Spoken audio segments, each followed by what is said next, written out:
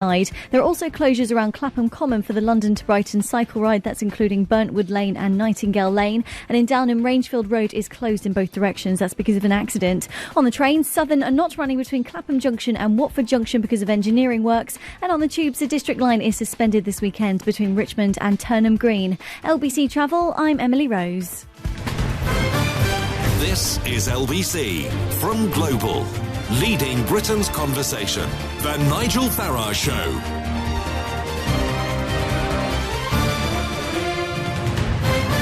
Good morning, everybody. I hope Sunday finds you well. The National Health Service needs more money. In fact, it needs a lot more money, and we'll talk a bit about that over the course of the next hour. Question is, where is it going to come from? Now, remember back during the referendum campaign, one of the most contentious issues during the campaign, and I have to say, ever since, involved Boris Johnson and the big red coach that toured with him around the country. Here was Boris talking during that campaign. If we vote Leave on June the 23rd, we can take back control of £350 million a week. And spend on our priorities here in this country, including on the National Health Service. Well, ever since then, Boris has been pilloried for daring to use that figure, because it was the gross figure before the rebate and before money comes back in the form of money for rich landowners, scientific grants, etc. But he's never, ever, ever, Boris, backed down from it for 1 second, but it's been used, really been used as a stick by the Remain side again and again. And yet, blow me down, in an interview with Tom Swarbrick on LBC played earlier this morning, the Prime Minister made this pledge. We're setting out a funding settlement for the NHS, which will be over a period of years. And by the end of 5 years, in 2023-24, the NHS will be getting £20 billion more in real terms that year than it is today. That's a lot of money. It's a significant increase in the amount of money being spent on the NHS. But this is about ensuring we can deliver world-class healthcare into the future. Where's that money coming from? We will be able, when we leave the European Union, to spend the money that otherwise we would have been sending to the European Union, because currently we spend significant sums of money each year to the EU. We'll be able to use that money on our priorities, and the NHS is our number one priority, and we as a country will contribute a bit more. Do you know how much the Brexit dividend per week is going to be? Because, as you know, lots of claims have been made about how much money can go from the EU budget now into the NHS. What I can tell you is what this extra money going into the NHS means per week. Now, of course, people may remember seeing a figure on the side of a bus, £350 million extra a week for the NHS in cash. Actually, what we're doing, what I'm announcing, means that in 2023-24, there will be around £600 million a week in cash more going into the NHS. So the Brexiteers weren't lying? In fact, they undersold it. We have made a conscious decision that the NHS is our priority. I think that's important because for the last 70 years it's been there, as I say, for all of us, but it's important that we make sure that it's there for the future. When you say we as a country will have to contribute more, does that mean income tax rises?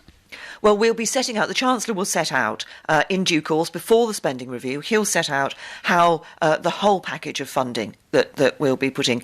But it is right, I think, that we say to people that because the NHS is so important to us, that we do look at asking for the country to contribute more, but in a fair and balanced way. I think that's important.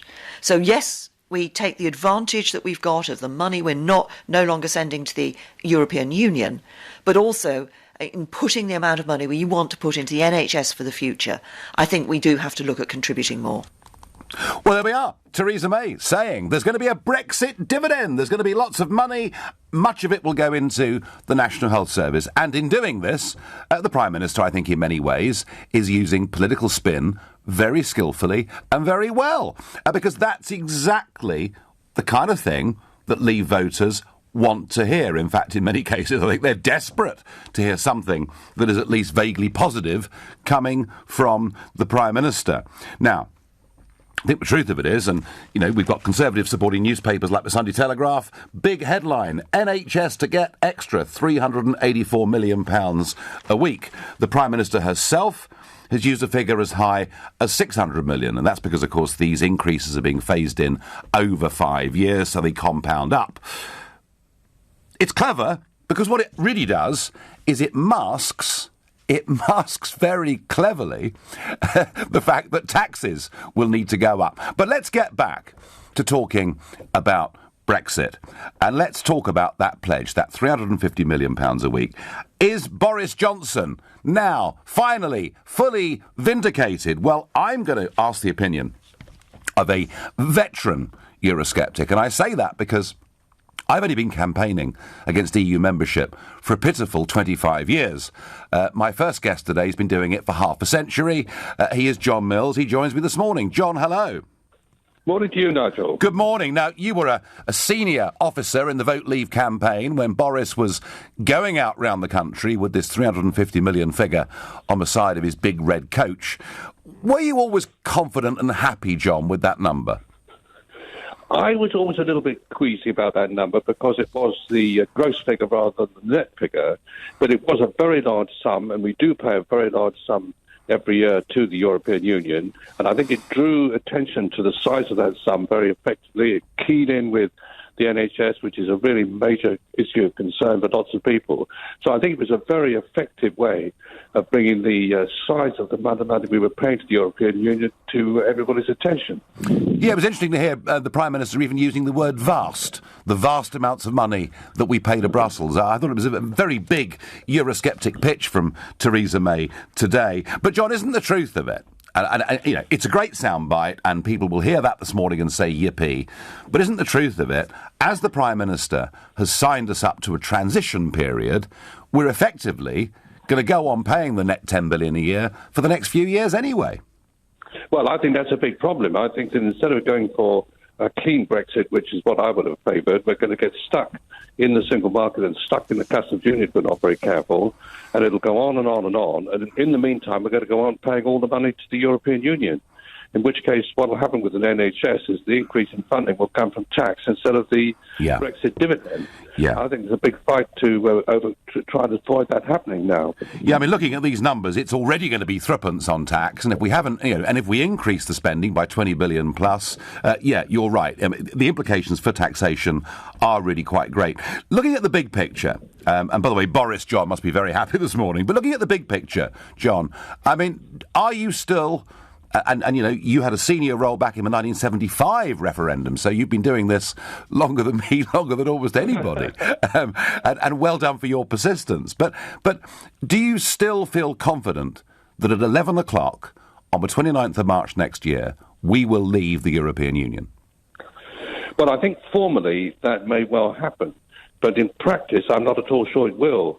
I mean, I think we had a pretty clear statement from the government about what they wanted to achieve, which I think was backed by a large proportion of the people, certainly the voters in the Labour Party, if not the MPs, that we were going to come out of the single market and the customs union. We were going to have a Canada-type deal, which I think would have satisfied most people most of the way. Now I think it's a real danger. We're going to get stuck in the worst of all worlds, really, where we've got no control over what the European Union does. But our commercial policy, our economic policy is substantially controlled through the customs union and the single market. And we're in a sort of a vassal state situation, the fifth or sixth largest economy in the world, with large sections of what we do being controlled by somebody outside the country. Is there a need, John, for a new campaign? Well, I think there may well be if we get to a stage where this happens. Yeah. Although I think the big problem is that we've got no majority in Parliament that's prepared to walk away from a bad deal. And this just hands all the cards to the European Union negotiators, putting us in a very difficult position. So quite how we're going to get the leverage to stop this happening, I don't think it's very clear. No. And one final question, John. You, through your business, as I understand it, import a lot of product that is manufactured in China. That's right, isn't it? That is correct, yes. Now, we're being told by those who say we have to stay part of the customs union that unless you're part of it, it is a nightmare to get goods into this country from overseas. Just tell me, how does your product come into the UK and how difficult is it? It really isn't very difficult at all. I was just gobsmacked to hear these suggestions that it was going to cost £20 billion extra to stay or to come outside the customs union. This is about 10 times what my experience is in terms of costs. I think it's more like 1% than 10%. Yep. And I must say, it does seem to be really wrong that we should take decisions about the future of the country based on such inaccurate information as that. OK, John, thank you very much indeed. Well, that was John Mills, you know, he was vice chairman of the Vote Leave campaign. He says even he was slightly queasy about the £350 million figure a week. Boris was always very confident. Has Mrs May vindicated Boris today? Andrew in Halifax, what do you think? Good morning, Nigel. Good morning.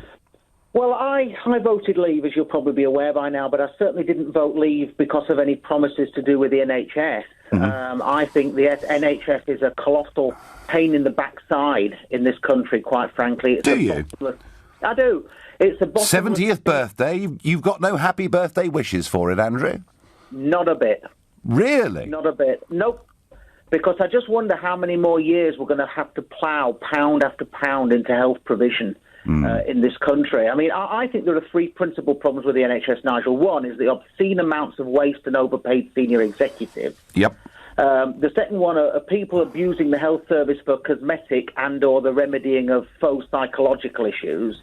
And thirdly, which you will completely concur with, is the appalling amounts of health tourism that we have. And, you know, we must be the only country in the world where you can live here for all of 2 minutes, pay not a penny in tax, and yet avail of every NHS provision going.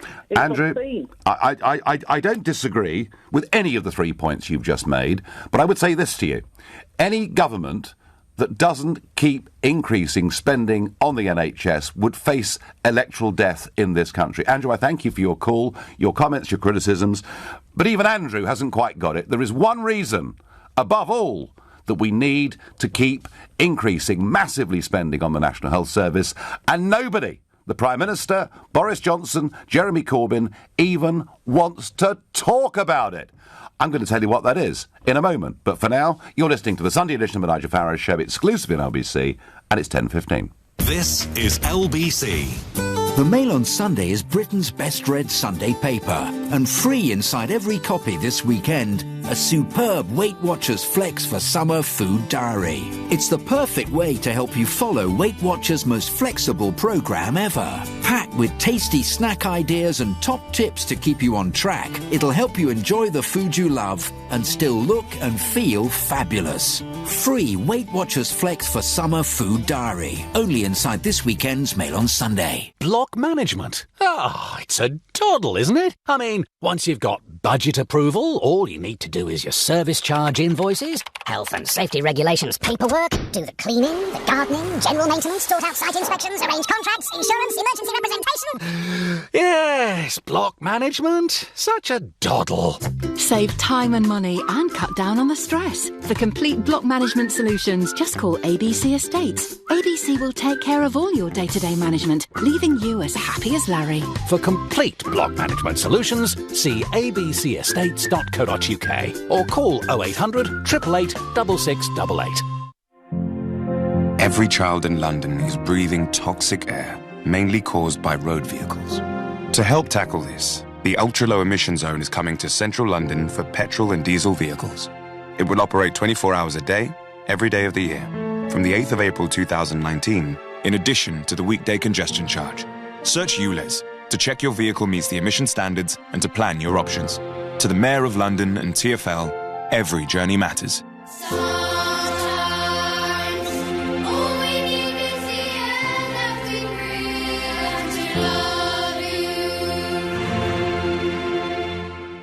What's your summer soundtrack? Lawn mowing, bee dodging, or 6-speaker touchscreen controlled DAB radio blasting. A new Corsa Energy for £150 initial rental and £150 a month. Search Corsa offers. Vauxhall, British brand since 1903. Personal contract hire offer on Corsa 3-door Energy 1.4 75 PS in metallic paint. Initial rental £150 plus 47 months at £150. Excess miles over contracted mileage of 20,000 over 48 months charged at 9 pence per mile. Subject to availability and status. You will not own the car. 18 plus T's and C's apply. Offer ends June 30th, 2018. Vauxhall Finance Leasing. Is your money working as hard as you do? Think about it. While you're grafting away, is your money working too? No? Then it's time to Wealthify. Wealthify is the smart, easy way to start investing.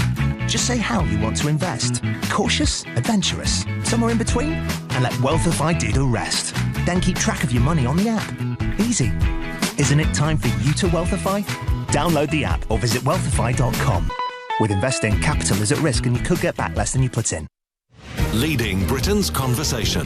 LBC, The Nigel Farage Show. Spending on the National Health Service has to go up every single year significantly, not just because of administrative waste, not just because of health tourism, not just because of many, many factors where one can criticise the day-to-day running and management of the NHS, including, of course, Mr Blair's famous private finance initiative deals. No, the real reason is this, and nobody will talk about it, and it is the British population is rising by 500,000 people every single year, and 75% of that is because of people coming into this country and those that have come having children. 3/4 of our population growth in the last few years and now is because of open-door immigration. But let's not talk about that.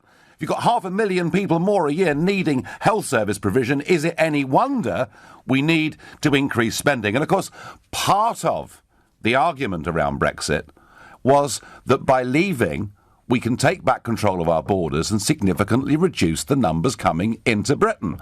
But there's little prospect of that, and as I say, it is the elephant in the room and nobody wants to talk about it because immigration has disappeared completely off the political radar in this country, which is odd when we've got a new Italian government that's been voted in on immigration, a Hungarian government now with a massive majority because of their view of immigration, and maybe, just maybe, a German chancellor who's been in position for over a decade, who may be toppled this very week on the issue of immigration. So immigration is dominating European politics, but not being discussed here. But hey, Boris went round and said there'll be a Brexit dividend. Up to £350 million a week could be poured into the NHS, and he's been backed up by the Prime Minister this morning. Maybe she's, I don't know, supporting him as her successor, but he will certainly be enjoying his eggs and bacon this morning, thinking, wow, I've been fully legitimised. And I want to know from you, do you think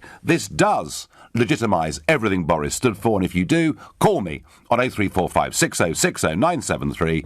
Maybe you think Boris has really just got lucky here, in which case you can text to 84850. Or maybe you think, actually, this is all spin, it's not real. If we have a transition period, there is no net saving because we've promised up to 39 billion as a leaving fee. That leaving fee in many ways is continued membership, most of it for 2 or 3 years.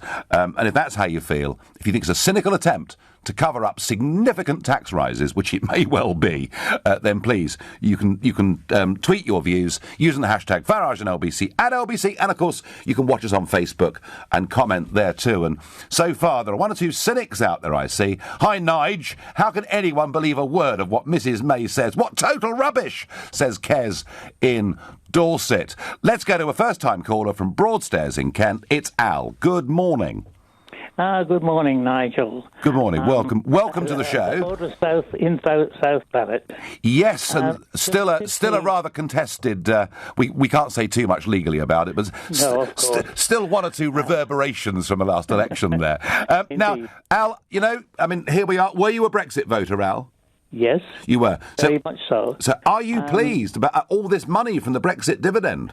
I'm a little bit sceptical, but what I think is that this announcement that the Prime Minister has made today is in preparation for the possibility, and I think it's a high possibility, of a no-deal exit next year.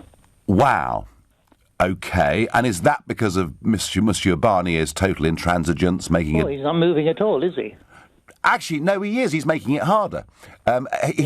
He's twisting the Northern Ireland ratchet as much as he possibly can. Indeed, yeah. I mean, I have to say that, I helped coin the phrase with a group of economists in the referendum campaign of no deal is better than a bad deal, Alan. I still very much believe that.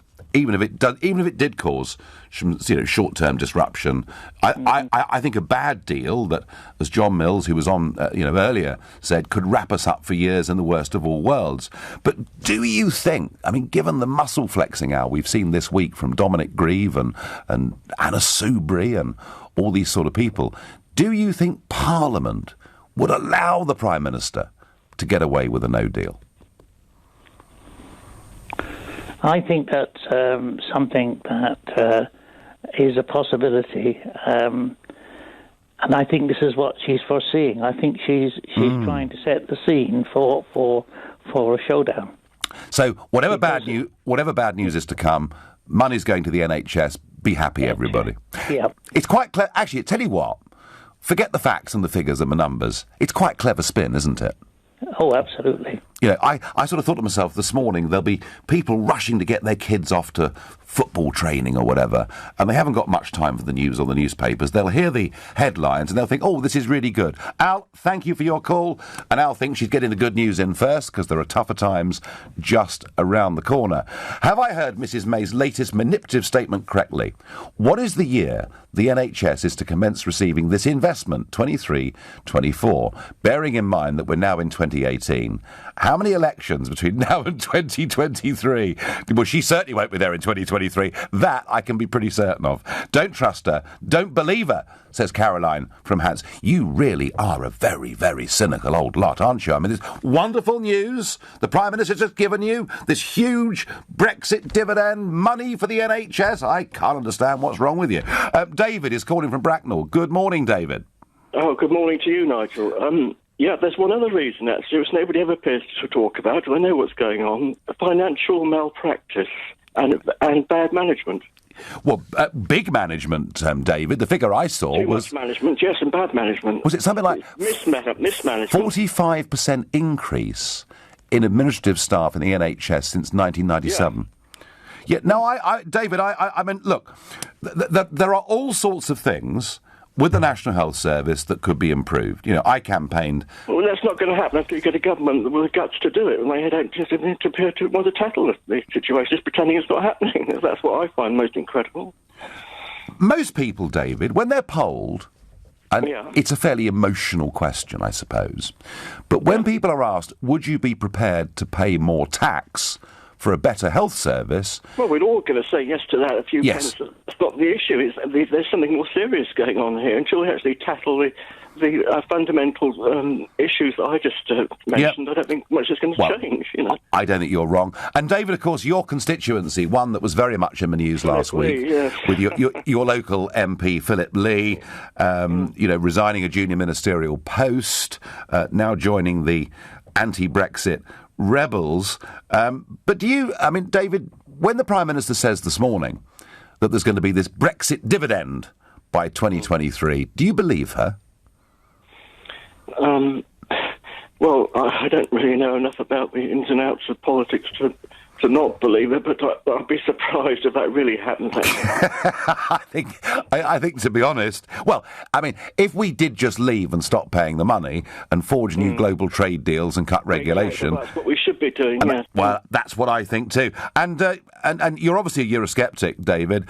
What's going to happen to Philip Lee in that constituency? What's made me a Eurosceptic? What's going to happen here? Yeah.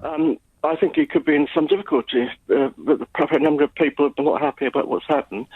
He said he knows that the majority of people in Bracknell voted to come out, and he's quite clearly very keen to remain, isn't he? So, fanatical. And David, you were about to say what made you a Eurosceptic? Yes, the European Social Fund. I witnessed. Well, I didn't witness that. I've heard and I've seen financial malpractice in the European Social Fund funding a lot of so-called training schemes in this country via the DWP, and a lot of fraud going on there. We can't throw around allegations of fraud willy-nilly, but I understand exactly what you're saying. David, I thank you. On Twitter, I get the truth about Theresa May's NHS funding promise is that she sees the Brexit bus lie as an embarrassing totem of the Remain campaign. I don't agree with that. She wasn't part of the Leave campaign. She was part of the Remain campaign. And given how disloyal, publicly, Boris has been to her again and again and again, she could have left that problem neatly parked with him. In fact, what she's chosen to do is to pick it up, to link EU withdrawal with the National Health Service, which is exactly what Vote Leave wanted to happen during the campaign. And in doing so, she's given Boris a hell of a short-term political boost. That's my view. What does Mark in Hitchin in Hertfordshire think? Good morning, Mark. Yeah, morning, Nigel. Yeah, well, we all know, once you go past the headline, it's a total lie. And we know it's a total lie because the government's already told us that. It's already told us that we're going to take a £15 billion hit after Brexit. So when we get our £10 billion back from the EU, that will fill only £10 billion of the £15 billion that we're going to lose. And not only that, when we get the £10 billion back, they've already committed to spend that money elsewhere. They've already committed, for example, to give some of the money to the farmers, to give them back their subsidies. So it's just one great big lie. No, that's not quite true, actually, because the net figure is 9 or 10 billion a year. That's after the farmers have been paid. But hey, I don't want to split hairs, Mark, but do you think politically it's quite a clever headline this morning?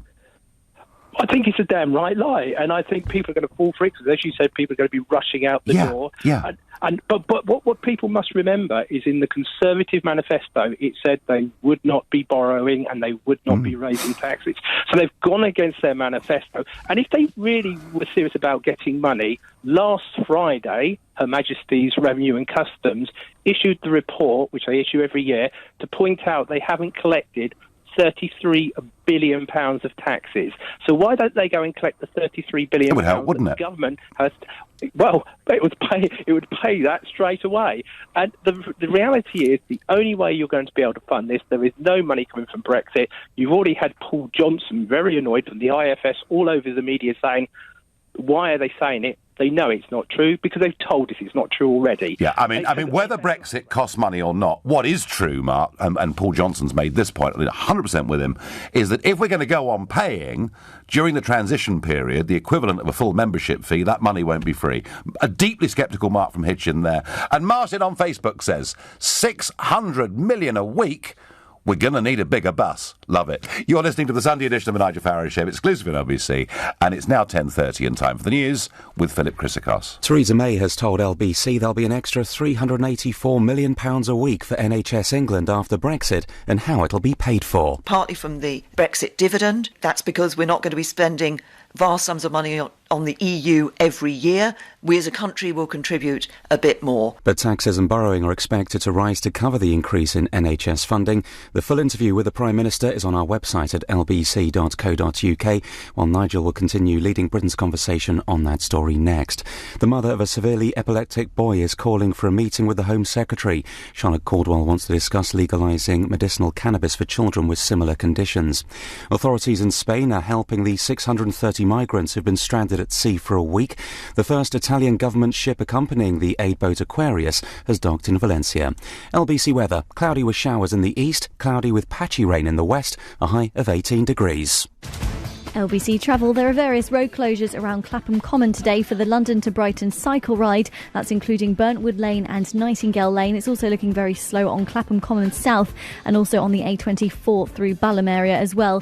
There are lots of road closures in the city until 6 o'clock this evening for the city run, including Cannon Street, St Paul's Churchyard, Queen Victoria Street and also Cheapside. And the Piccadilly Underpass remains closed westbound at Hyde Park Corner for emergency roadworks there. On the trains, Southern are not running between Clapham Junction and Watford Junction because of engineering works. LBC Travel, I'm Emily Rose. This is LBC. Morning, Joe. Morning, Mo. Was your house built slap bang in the middle of Mo Farah's daily running route? No? Great! Then why not use Yopa to sell your home? You get your own dedicated local estate agent who'll sell your home in no time at all. See what I did there, Mo? Yeah, good one. You're most welcome. That's not as good. Book a free home valuation at yopa.co.uk. Yopa. Seriously, why not? Terms apply. Is your MOT or service due? At QuickFit, we've got over 500 centres across the UK that can do both, and most of them are open 7 days a week. Plus, with our special offers, there's always a great deal to be had. So head down to your local QuickFit today or book online and drive away happy. Choosing your new ride and about to get your car finance from the dealership? Hold up. Before you take their offer, compare car finance deals at Confused.com and you could save over £1,000. Now let's try that again. Choosing your new ride? Visit Confused.com/car finance and you could save over £1,000 versus the dealer. Representative APR 5.9% based on £9,000 hire purchase loan on a £10,000 car with a £1,000 deposit and repayment over 48 months. Credit subject to status. Visit Confused.com/car finance for verification. Connor, that was quite a shift. Yeah, you know, credit to the team. Any assists? Yeah, like with the new Sony XF87 TV, with an exceptionally realistic picture. Just 1199 for the 55-inch. In fact, buy any 55-inch plus TV this summer, there's a 1 in 20 chance to get your money back. At Curry's PC World, we help you get it right. 16 plus, excludes Northern Ireland, ends 26th of 6th. Register 32 to 42 days after purchase. Full terms at currys.co.uk/free TV. Right now, you can drive off with Aviva car insurance rated 5-star by de facto from just £176 a year. And should you need us, our claims line is open 24/7. Get a quote today, direct from aviva.co.uk. 10% of customers paid £176 or less for our standard cover. November 2017 to January 2018. Priced individually. Service. New Muller Spreadable? Made with real churned butter for a creamy taste. Perfect on my canapes. It's so Muller-licious. Lose the toppings. It's so good all by itself. Hey! New Muller Spreadable. Muller, official spreadable of British athletics. Available only at selected Tesco stores. Subject to availability. The last thing you need in London is more stuff. The London Storage Vaults are in an underground vault near Oxford Circus. It's self-storage that's convenient, climate-controlled and completely safe. Ideal for everything from sports equipment, stock, furniture or artwork, with free collection from Zones 1 and 2. There's 24/7 access and prices start from just £10 a week. London Storage Vaults, the future of self-storage. Visit londonstoragevaults.com. Terms and conditions apply. Leading Britain's conversation. The NIgel Farage Show. Tweet at LBC using the hashtag #FarageOnLBC. Prime Minister May is all over the media this morning, including an interview here with Tom Swarbrick on LBC.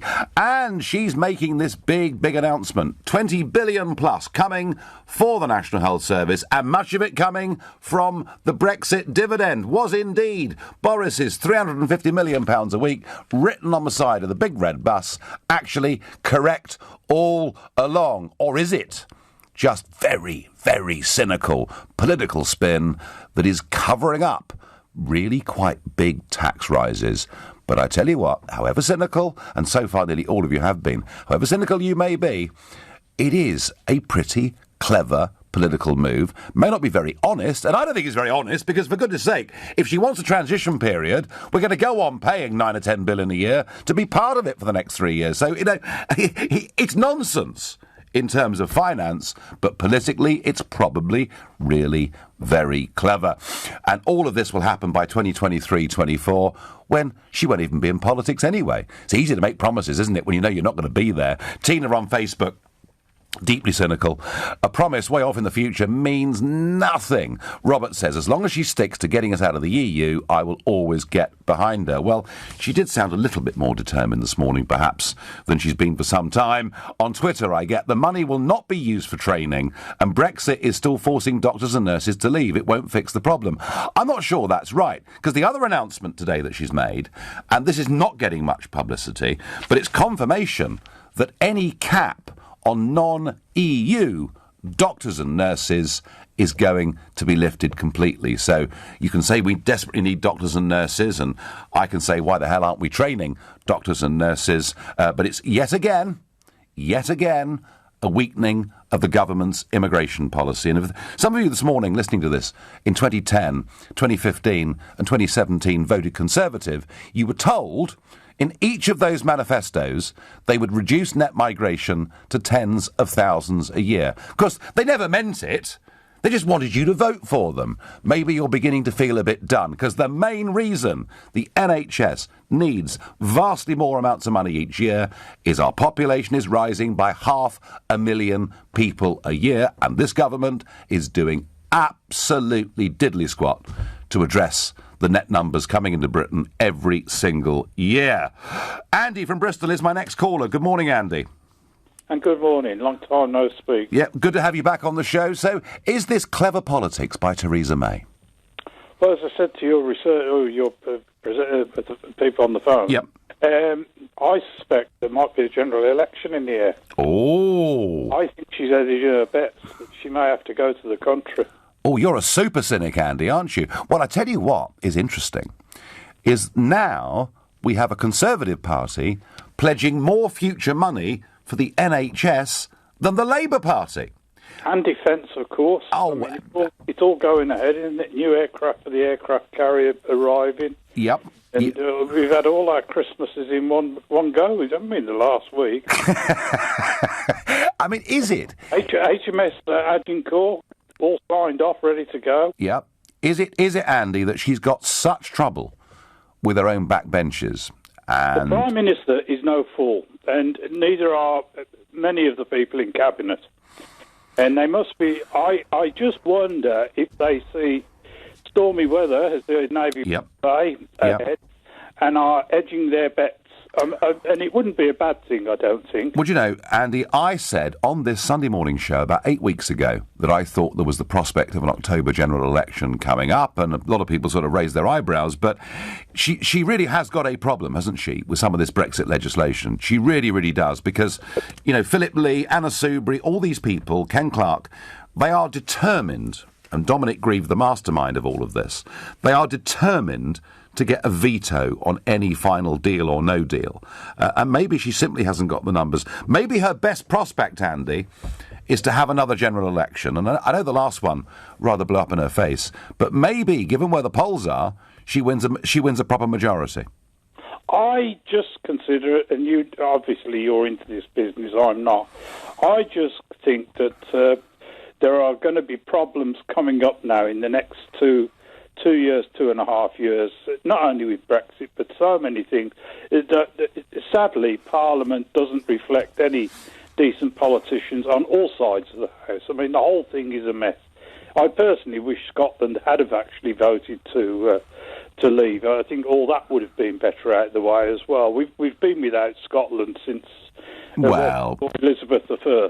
But Andy, Andy, I mean, the fact is that you know, however much the SNP wanted Scottish separatism, it didn't happen then, and it's further away from happening now, isn't it? That's what I'm saying. I'll let you get on anyway. There's my time. No, Andy, listen, it's a great point. Thank you. And Andy's saying a general election could be just round the corner.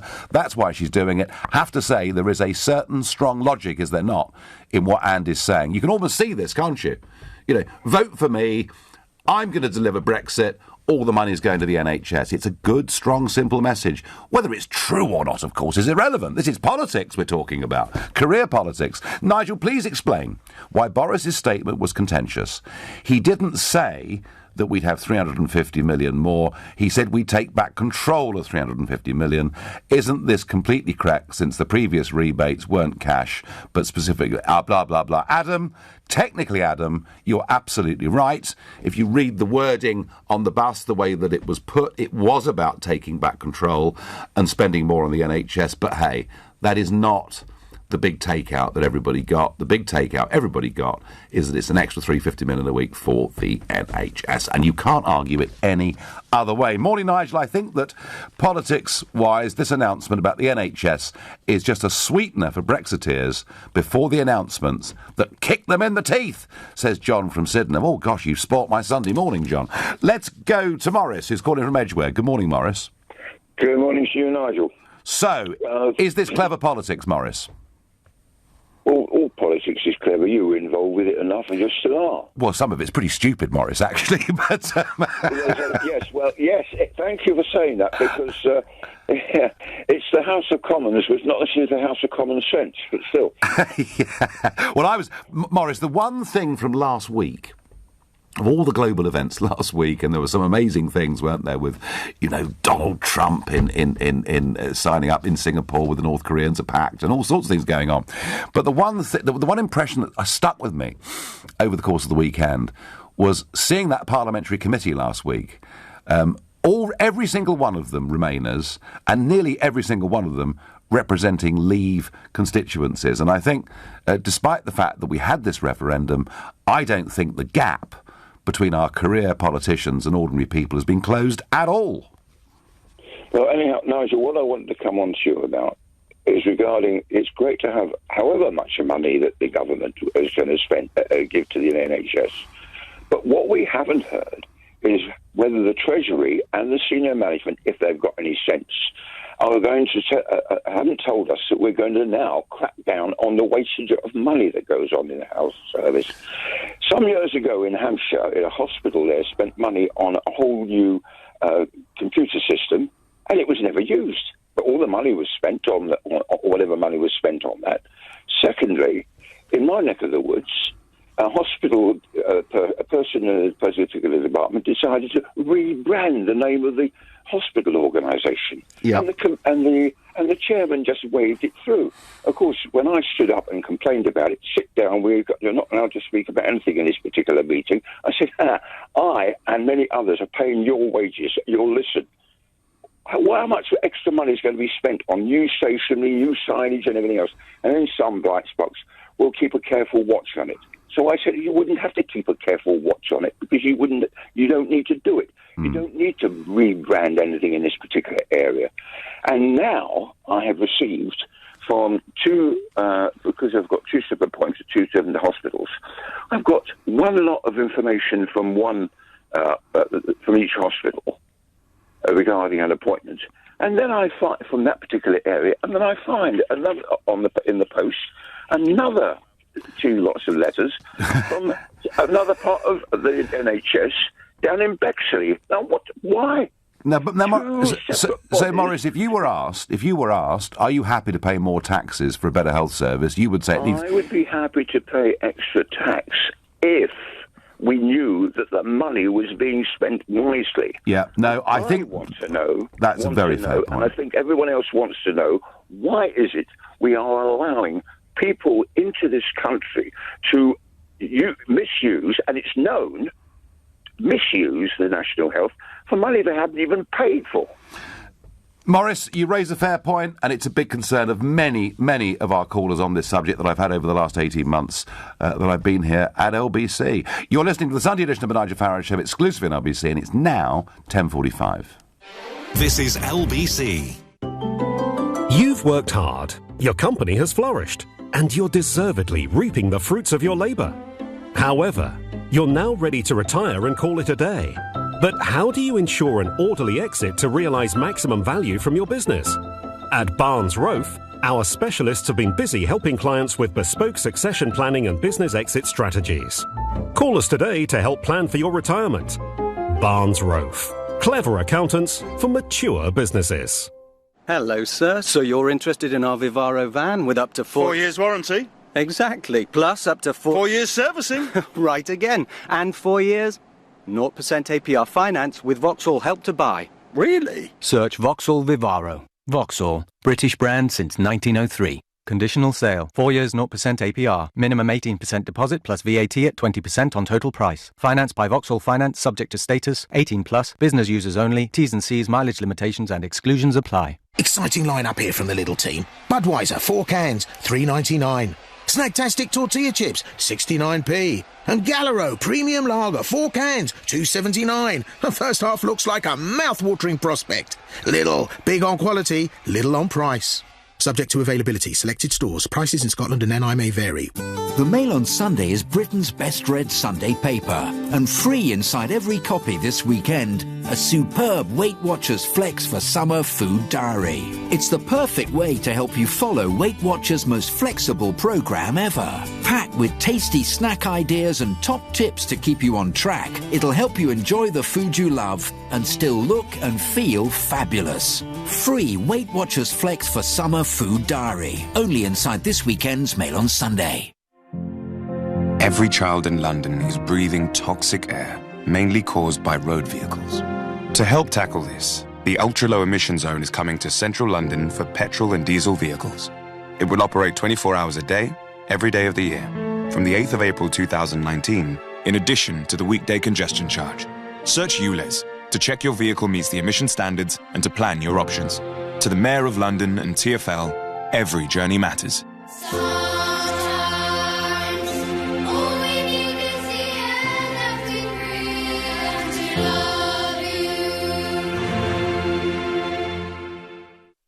The The Nigel Farage Show on LBC. Call 0345 6060 973. It's the big announcement, 20 billion extra a year for the National Health Service, and that's just for starters, and lots of it going to come from the Brexit dividend. Was Boris, after all, right to put £350 million a week on the side of that big red bus? Is she just really getting us ready for a general election? Is she preparing us for lots of very bad news and huge concessions to come? Well, all of that, I think, is possible. Craig on Facebook certainly thinks so when he says if she wins a majority, she'll have a green light for Brexit. If she loses out, Corbyn gets the blame. Now, Sean thinks there's cleverer work afoot here. He said, is this also not a hidden warning to Brussels that we can walk away with no deal to pay for it? I think it's two fingers to Brussels and Barnier. Sean, I wish that were true. I really, really wish that were true. But as we head towards the countdown to June the 28th, which is the next big summit in Brussels, that Theresa May will attend with all the other prime ministers and presidents from around Europe, I don't think the Prime Minister's going to go there and bang the table or swing her handbag. I suspect there are many, many more concessions that we are going to make, and I think she just wants us to get over the line on March the 29th at 11 p.m. And of course that will be a big historic break with the treaties, but we could, and we had John Mills on earlier, veteran Eurosceptic, making the point we could finish up actually in a worse place during that transition period. I'm going to Tuscany to speak to Tony. Good morning, Tony. Good morning, Nigel. I think for the past week or so, Mrs. May has been on a charm offensive to soften us up for a general election. You do, yeah. This was the big gun today, the NHS thing. But if you look for the last week, she was on the television telling us how sorry she was she didn't empathise more with the people in the fire in London. Yeah, Grenfell, yeah. She managed to get cannabis quite quickly to that young guy in the hospital who needs it. Yes. With the help of Sabi Jadu. Yeah, okay. She came down like a ton of bricks on that old MP who voted against the uplifting of whatever you call it, the cameras and the skirts. Upskirting, yep. And she knows that Corbyn has more positions on Brexit than the Kama Sutra has. And the people that's who want to good. see Diane That's a Abbott good line. running things in the Home Office. I think external forces are so in her favour because Merkel's impotent. Macron is a two-faced wimp. Do you know he has closed the border between Italy and France and then complained this morning that we didn't here in Italy take that boat of refugees? There's the border. There's a lot. Into France anyway. There's a lot of hypocrisy. What is happening, of course, Tony, all across Europe is, and you're there in Italy, where Salvini. Oh, yeah. You know what we're calling? Do you know what we're calling Salvini? The captain. That's his nickname. The captain. Well, I tell you what, he's a pretty. He's a pretty effective captain. His popularity ratings are going through the roof. And his popularity ratings went from 20% to 53% in the last 2 weeks. I know. I was out last night with some friends, and they said we were talking about it, obviously, because we're all political nerds. And one of my mates stood up and said, well, Italy's not in the World Cup, but at least we've got Salvini.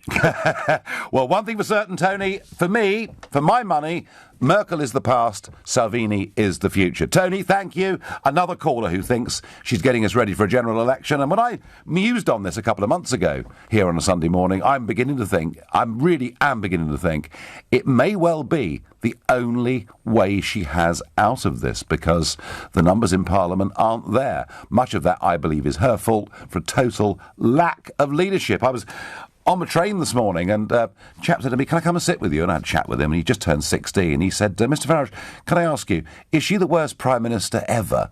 I thought, well, where'd you get that from? Oh, he said, just listening to my grandparents talk. Well, whether she's the worst Prime Minister ever or not is up to you to make your own minds up, but she's certainly one of the least decisive, which is why today seems to be a bit outside the box. It's not the kind of thing she normally does. Something's around the corner. General election, big concessions, I don't know. What does Julia from Herne Hill make of it all this morning? Hello. Hello, Nigel. What an honour to speak to you. We're firm Brexiteers, and we think you're another Cromwell.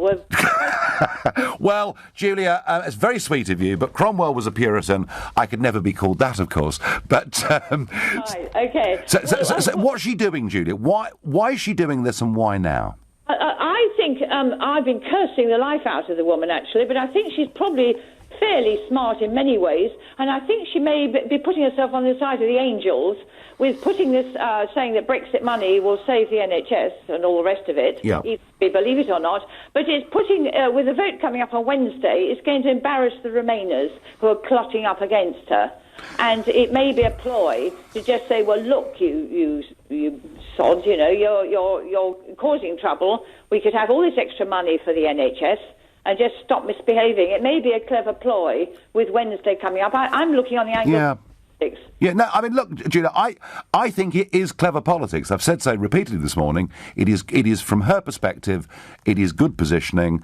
Whether the numbers add up or not, I don't know. And I've been saying, is it to stave off bad news? Is it to prepare for a general election? And you've added a third dimension, which is, you know, dare defy me in the House of Commons and you're stopping money going for the health service. Julia, it's a very, very credible idea. I thank you very much indeed for your call. Paul from Stanmore says to me, how can there be a Brexit dividend if we have to pay $40 billion to leave? Well, Paul, I have to say a couple of things on that. Firstly, one of the reasons that the exit bill is as huge as it is effectively, during transition, we are continuing to pay a membership fee, which of course means this money won't be freed up for some time to come. But also, what I want to hear from her is this. We won't be paying a penny of an exit fee unless you give us a reasonable trade deal. Now, that strikes me as being a fair, sensible and balanced negotiation. And occasionally we hear the line, you know, nothing is agreed until everything's agreed. But Monsieur Barnier doesn't look at it like that. Monsieur Barnier says, right, we've got this promise, you know, let's put that in the bottom drawer and move on to the next issue. And I'd love to see her on June the 28th in Brussels. I'd love to see her say, you know, unless you're sensible with us, you ain't getting a penny. That's what I'd like to see, but I won't be holding my breath. I'm waiting for it. Beverly is calling from Maidenhead. Good morning, Beverly. Good morning, Nigel. Nigel, I'm a keen Brexiteer, and I'm extremely worried about all this because I'm fearful that if there is a general election and she vastly increases her majority, she can then ignore the Brexiteers in her party. Do you know, when she called that snap election in 17, I thought if she was 20 points ahead in the polls, I thought far from being good from a Brexit perspective, this is actually very bad from a Brexit perspective. And in a sense, you know, the DUP holding her feet to the fire is, I think, not a bad thing in many ways. They've been pretty firm. They've been pretty firm on the integrity of the UK and on Brexit. I mean, you're there in Maidenhead, Beverly. She's your MP, isn't she? Yes, unfortunately. We did our best in Maidenhead, you've got the Nigel, you've got the Prime Minister. You've got the honour of having the Prime Minister as your local MP. You should be very proud of that in Maidenhead, surely. I've lived here for 30 years and my vote has never counted for anything. I voted UKIP, you know, from 2010 onwards, and you know, I'm now very much involved with UKIP, and I'm genuinely very, very fearful about all of this.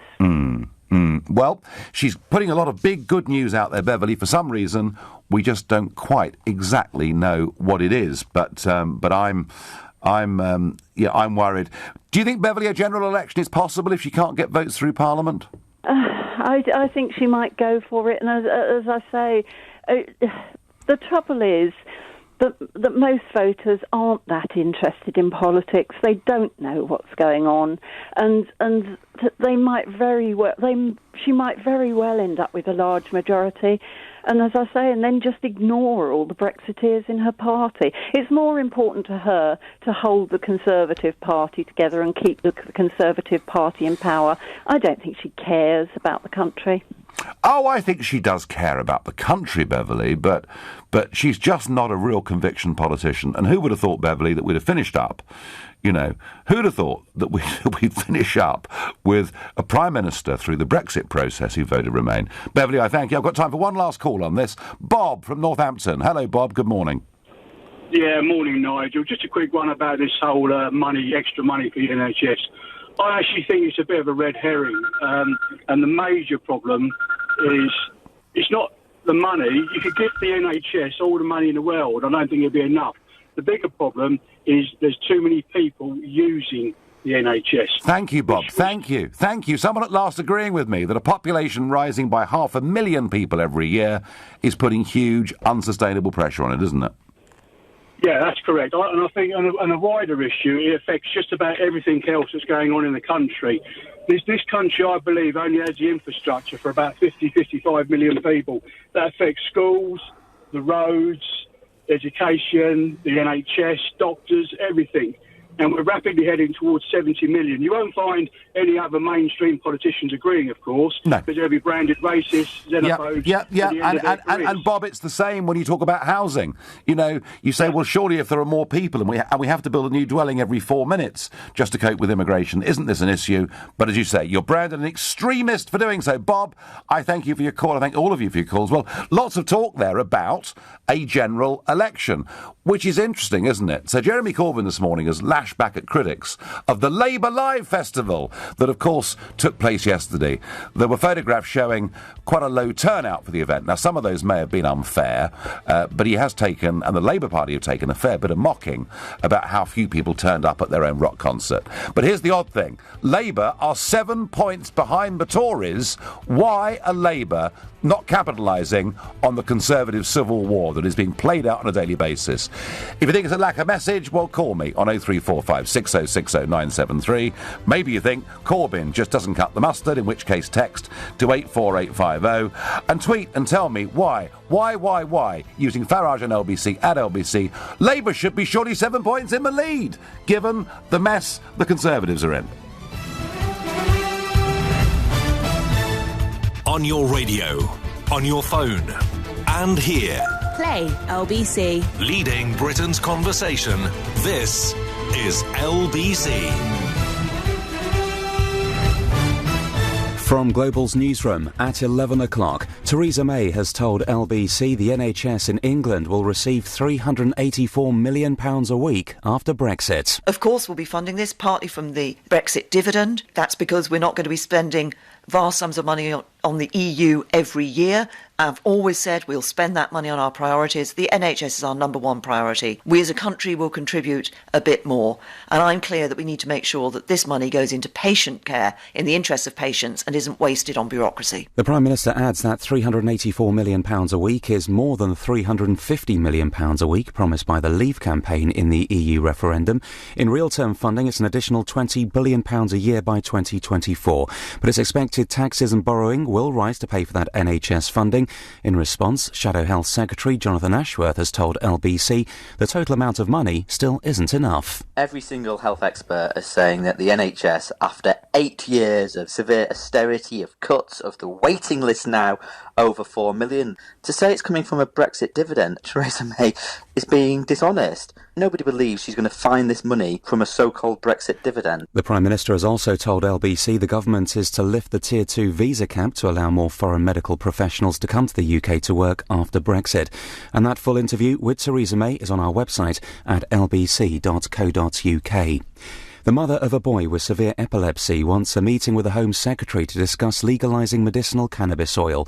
Billy Caldwell's had some of his supply returned by the Home Office after previously having it taken away by Customs at Heathrow Airport last Monday. The 12-year-old's mother, Charlotte, who's from County Tyrone, says it needs addressing. The confiscation of Billy's medicine was based on bureaucracy. It was based on outdated laws and outdated policies, and that has to stop. I'm not leaving London until Billy gets the rest of his medicine back. The Home Office are still holding 6 bottles. Charity workers are helping the first migrants from a group of more than 600 who've arrived in Spain after being stranded at sea. They were rescued last weekend but were refused entry by Italy and Malta. Labour says its frontbench team is willing to meet Donald Trump when he visits the UK next month. Shadow Foreign Secretary Emily Thornberry says it's normal protocol for a visiting president to meet with the official opposition party, but she's standing by her remarks about President Trump having called him an an asteroid of awfulness. England's World Cup football squad are in training this morning before flying 1,000 miles across Russia for their opening match of the tournament. They play Tunisia in their opening Group G game tomorrow evening. LBC weather: cloudy with showers in the east, cloudy with patchy rain in the west, a high of 18 degrees. From Global's newsroom, for LBC, I'm Philip Chrysikos. Asteroid approaching. Mayday, mayday. Open the airlock. Okay, keep your hair on. Right, engaging airlock. Now, where is it? This one? Airlock engaged. Oh, yes, come on in. Yes! What? The ship's gone. Hey, come on. Oh, really? Your internet's gone again, is it? What's the point in playing this game if your broadband keeps going? Just get Vodafone. You get Vodafone. Excuse me? Nothing. Vodafone guarantee your home broadband speeds, or money off until it's fixed. The future's exciting. Ready? 18-month agreement subject to credit check and availability. Guaranteed minimum sync speed from your local exchange and your router, or claim money off your next bill. New and upgrading fibre customers only. For full details and terms, visit vodafone.co.uk/broadband. LBC Travel, there are various road closures around Clapham Common for the London to Brighton cycle ride today, including Burntwood Lane and Nightingale Lane. It's also looking very slow on Clapham Common South and also on the A24 through Balham area. There are extensive road closures in the city until 6 o'clock this evening for the city run today, including Cannon Street, St Paul's Churchyard, Queen Victoria Street and also Cheapside. Wilbury Way in Wood Green is blocked in both directions near the A10 because of an accident, and on the train Southeastern are suspended between Victoria and Lewisham and also between Victoria and Bromley South because of an obstruction on the line. LBC Travel, I'm Emily Rose. This is LBC from Global, leading Britain's conversation. The NIgel Farage Show.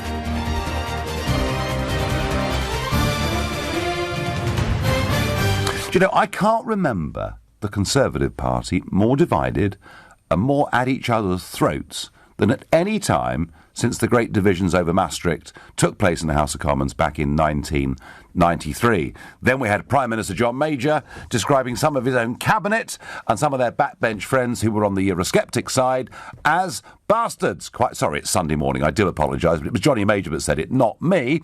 And I wonder what the Prime Minister now calls the dozen or so in the Conservative Party who now are not fighting this from a Eurosceptic position, they're fighting it from a Europhile. We must stay part of the EU position, and I bet there's some pretty rich language being used about those. And certainly, I mean, you know, Anna Soubry gets up in the House of Commons and you can hear it's her own side shouting abuse at her. So they are split.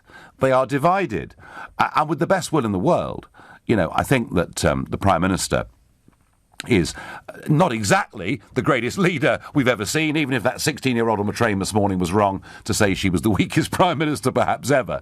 But they've really got problems. And yet, we have the last piece of polling I saw from YouGov a few days ago puts the Conservatives on 44% and the Labour Party on 37%.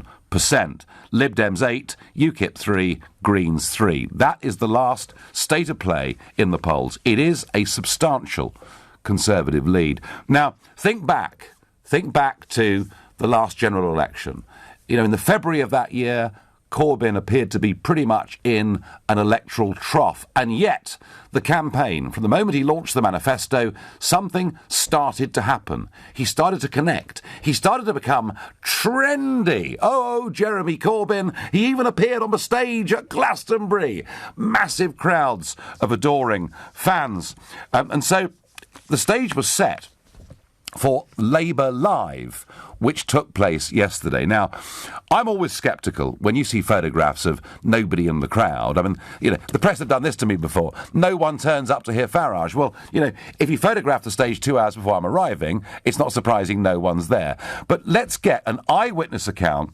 Paul Richards, commentator and pro-Labour supporter. Paul, you were there yesterday, is that right?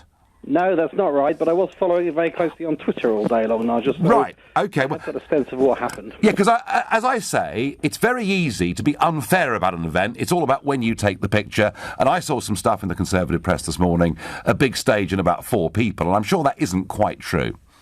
No, it's not true. I mean, there were larger crowds towards the end of the event, and at the start of the event, 20 or 30 people, easily taking a photograph, as you say. But the bigger point is, it was a 15,000 capacity venue. Yeah. Even if 2,000 or 3,000, 4,000 people turned up, it was exactly the wrong kind of venue for the event, and we think it's going to cost the Labour Party's members about £1 million. £1 million? To this. Because, they were giving away tickets by the end. Some people £35, but others were getting them for free. There were free coaches laid on, busing people in from wherever they wanted to come from. And it was just it's a terrible shame. There's nothing wrong with cultural politics and things like Red Wedge back in the day got young people like me involved.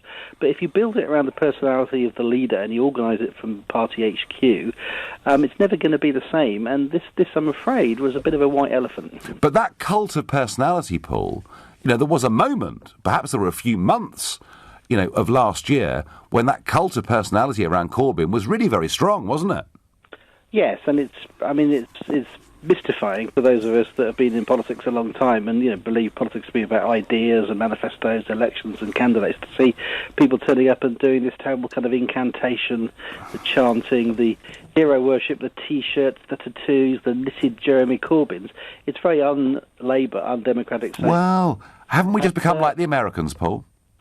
Well, even that is still around ideas and big, clashing ideas of the state and so on. This is more like a fan club, and I think that was the mistake that the people that organised this made, was assuming that a large crowd at Glastonbury chanting would then be replicated in North London, when in fact the people in Glastonbury had gone to see a band, and then he happened to turn up. Yes, yeah.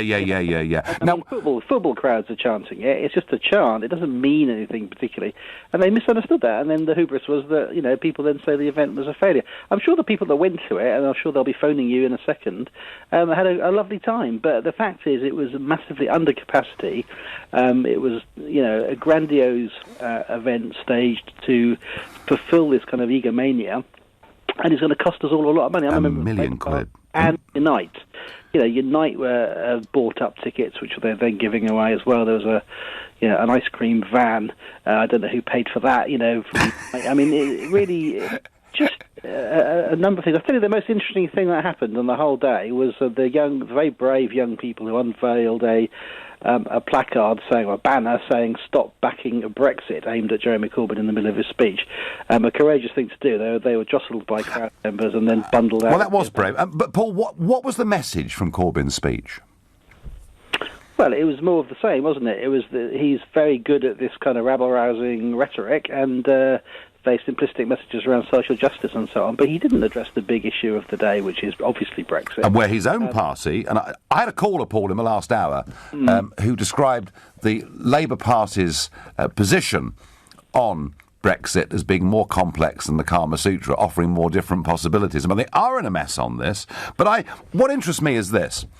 And you yourself, of course, are the author of How to Win an Election, the Art of Political Campaigning, so you've studied these things in depth. They are 7 points behind the Tories, and I'm beginning to think ever more strongly that May's only way out of this could be an October general election. Why, with a split Tory party, are they so far behind? Well, I think the problem is that you've got this historical moment where you've got a pro-Europe membership of the Labour Party overwhelmingly, and a very Eurosceptic leadership of the Labour Party, and these are the people you'll remember, who were in and around Tony Benn when he was one of the leading opponents of the EEC and the EU. As I think you mentioned, Corbyn voted against the EEC in the referendum. Absolutely. Never mind that strict. He voted against 75. And voted against everything. Against the Lisbon Treaty, against the Maastricht Treaty. He voted in favour of a referendum in 2011 on Europe. He called for Article 50 to be triggered immediately when most of us were still asleep on the morning after the result, and he's been marshalling his troops ever since to vote for a hard Brexit. So we've got a hard Brexiteer leadership, of the left, not of the right, but that is an honourable position that has been held by people on the left, but totally out of kilter with his own party membership and MPs, of course. So, and that's why you've got the mess we're in. They're trying to ride two horses at once. The problem is you fall off both. Well, the Tories did this for years, this, Paul. The Tories for years tried to ride both horses to keep the party together, and in the end it became unsustainable, and Cameron had to make that pledge of a referendum. Paul, I thank you very much for your analysis. Thank you for joining us this morning. And that was Paul Richards, and he's a former special advisor of the Labour Party as well, so he knows the inside of this. And his analysis is straightforward. Labour's problem is Brexit. They're split. They're all over the place. And we so often, don't we, hear about the Tory party splits on Brexit. The truth is, Labour's got a massive problem. And whilst the membership of the Labour Party may be overwhelmingly pro-EU, I can promise you that in the West Midlands, in the North West, in the North East, in South Wales, through all my years of travelling and campaigning around this country, some of the strongest Eurosceptics are Labour voters and Labour families who come from those regions. And it was interesting because if you go back to the 2015 general election, when I led UKIP and they got 4 million votes, we had a bigger effect on the Labour Party than we had on the Conservative Party. Arguably, if UKIP hadn't been there, Miliband may well, have had a much, much better election performance. He would have had a better election performance. He could have become the Prime Minister. So I still think,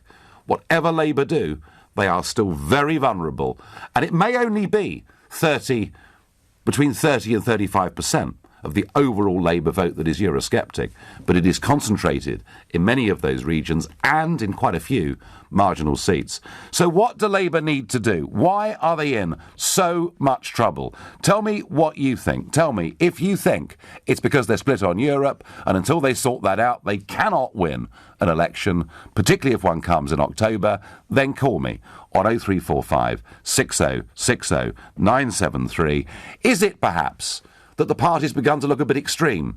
Allegations of anti-Semitism, something that Middle England says this doesn't look quite right. If that's how you feel, text to 84850. And any other bright ideas, please tweet using the hashtag Farage and LBC, at LBC. And of course, as ever, you can watch us on Facebook and comment there too. And I have to say, I am blown away that cost them £1 million yesterday. Will is calling from Loughton. Good morning, Will. Good morning, Nigel. Good to talk to you, mate. Nice to meet you unofficially. But I don't believe it's much to do with Brexit. I'm a Brexiteer myself, but I do believe the problem with Labour is simply just Jeremy Corbyn himself.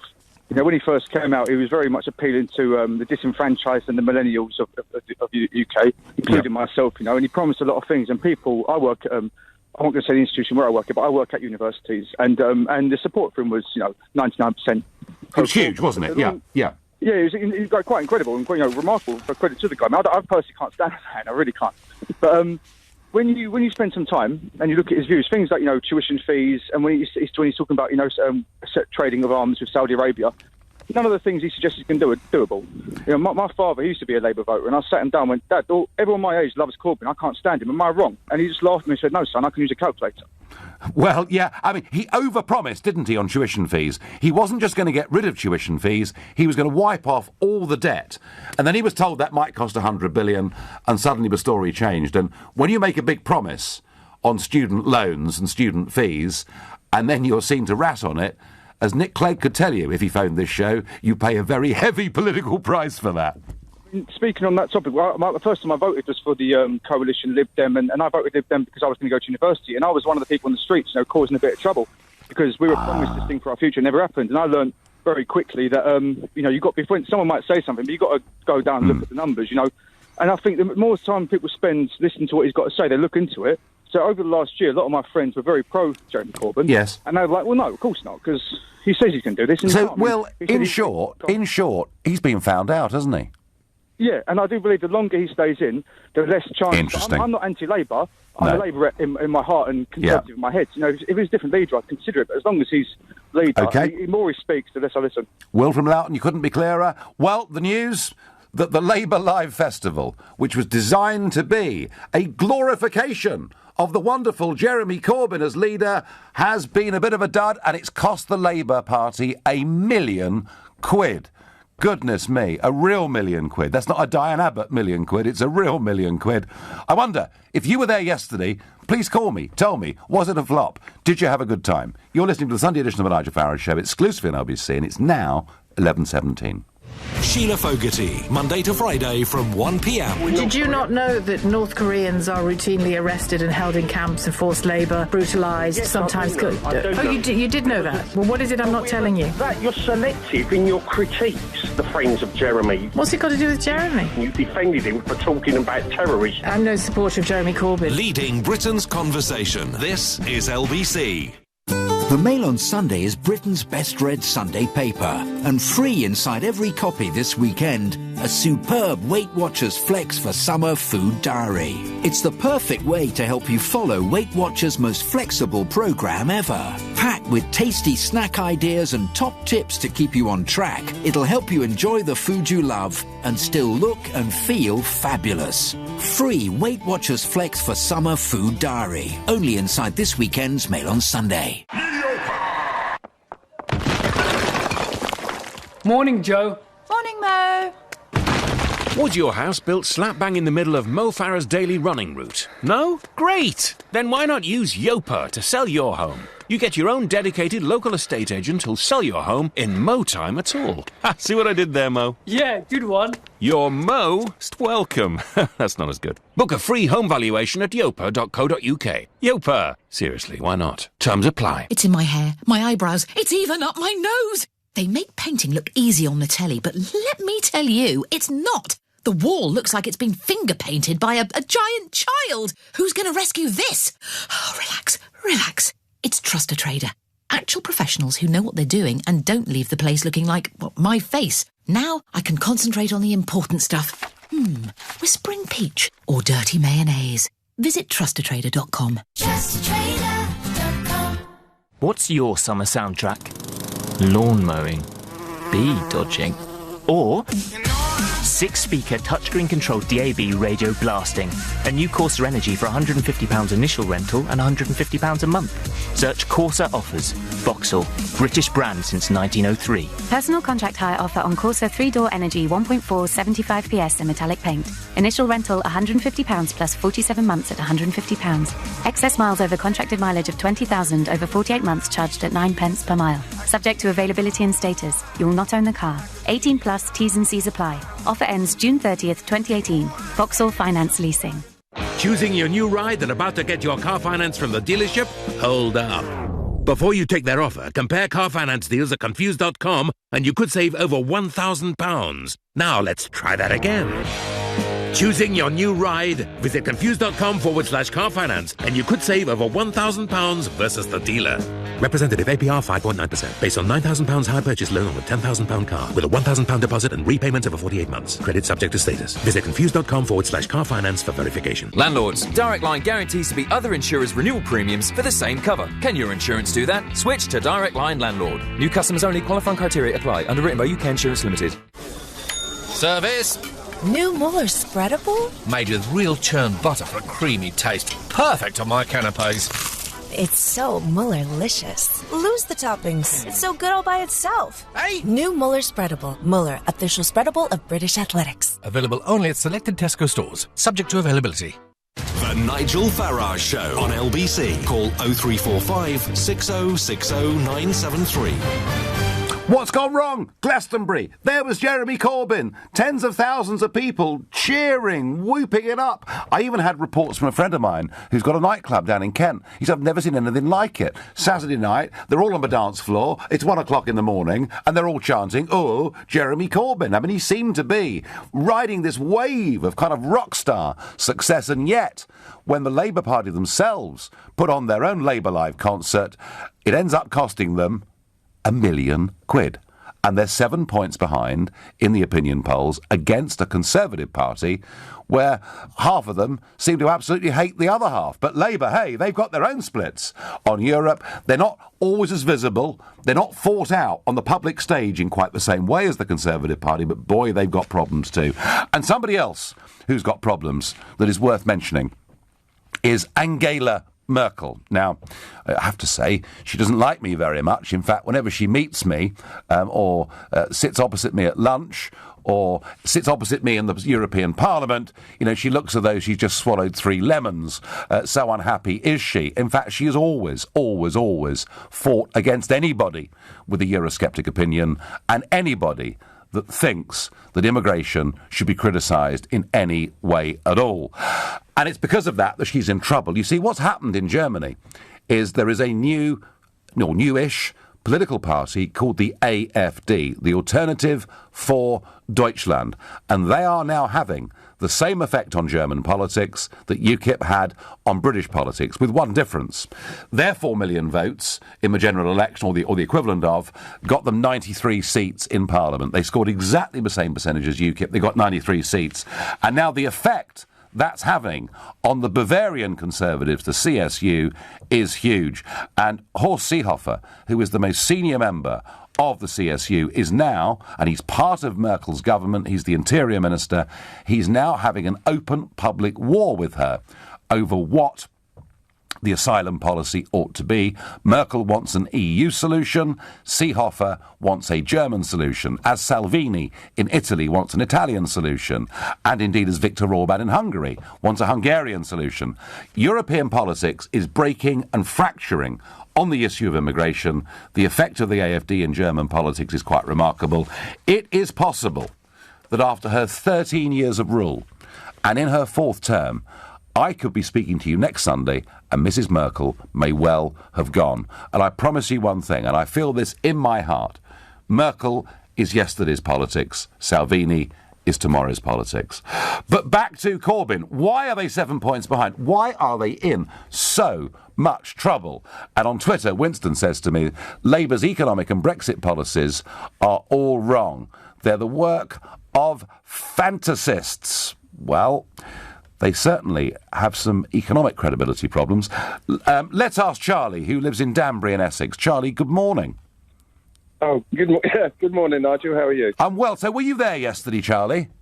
I was, yeah. I was there from about, 1:30 until after Jeremy Corbyn spoke. OK, and are you a sort of committed Corbyn supporter and fan?